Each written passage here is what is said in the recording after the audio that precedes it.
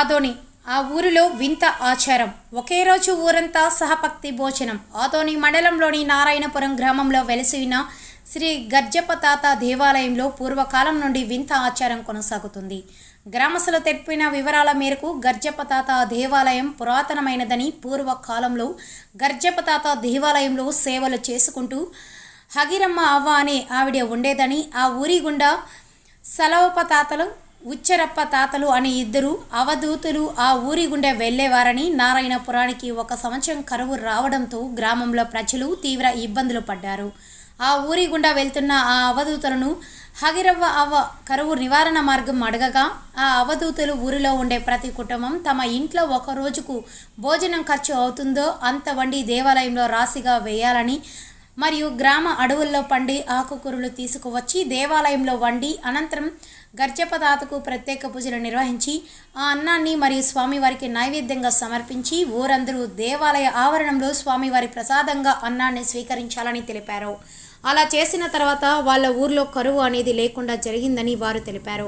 ఆనాటి వాళ్ళ పూర్వీకుల ఆచారాలను నేటి వరకు కూడా పాటిస్తున్నట్లు, రాబోయే తరాల వారు పాటించే విధంగా చేస్తున్నట్లు గ్రామస్తులు తెలిపారు.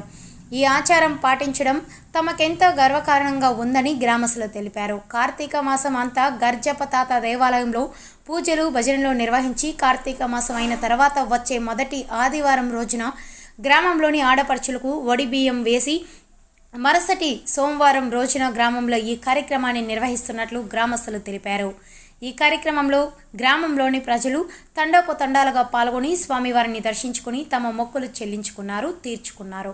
ఈ కార్యక్రమాన్ని చూసేందుకు చుట్టుపక్కల గ్రామాల ప్రజలు కూడా అధిక సంఖ్యలో పాల్గొన్నారు. అన్నం ఇంట్లో తీసుకొచ్చి గుడిలో సాంబార్ చేసి ఒకే దగ్గర కలిపి అందరూ వనభోజనం టైపు భోజనం చేస్తారు. ఈ ఆచారం పూర్వకాలం నుంచి వస్తుంది. ఎన్ని రోజుల నుంచి అనేది మాకు తెలియదు. పెద్దల నుంచి అది ఆచారం మేము కూడా ఇట్లా కంటిన్యూ చేస్తాము.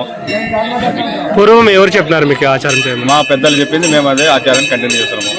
మా తాత అగరమ్మ పూజారి వాళ్ళు, చలవప్ప తాత, ఉచ్చిరప్ప తాత వాళ్ళు చెప్పి ఈ ఆచారాన్ని పాటించిపోయినారు. అదే ఆచారాన్ని మా పూర్వీకులు పాటించినారు. వాళ్ళ నుంచి మేము అట్లే పాటిస్తున్నాము. అది ఏమేమి వంటకాలు వండి తెస్తారు? వంటకాలు వరన్నము, సజ్జనము, జన్నానము, కొర్రన్నము అన్నీ కలిపి మిక్స్ చేసి రాశిగా పోసి వనభోజనం టైపు అందరూ కుల మత భేదం లేకుండా ఒకే కాడ కూర్చొని పూజ చేసుకుని తిని అందరు వెళ్ళిపోతారు. చందా ఎత్తి సాంబార్ చేసి గుడిలో ఊరందరికి పంచి ఎక్కువైనా కూడా ఊళ్ళో అందరికి పంచుతారు. ఎవరైనా వచ్చి భోజనం చేయొచ్చు. ఈరోజు కార్తీక మాసం లాస్ట్ వేరే రోజు. ఈ కార్యక్రమంలో ఏ గ్రామాల ప్రజలు పాల్గొంటారు? ఓన్లీ మా ఊరు నారాయణపురం గ్రామ ప్రజలు మాత్రమే. అందరూ భక్త మండలి, శ్రీ కథలింగ భక్త మండలి అందరూ, నారాయణపురం గ్రామ ప్రజలు అందరూ పాల్గొంటారు. ప్రతి ఒక్కరు పాల్గొంటారు.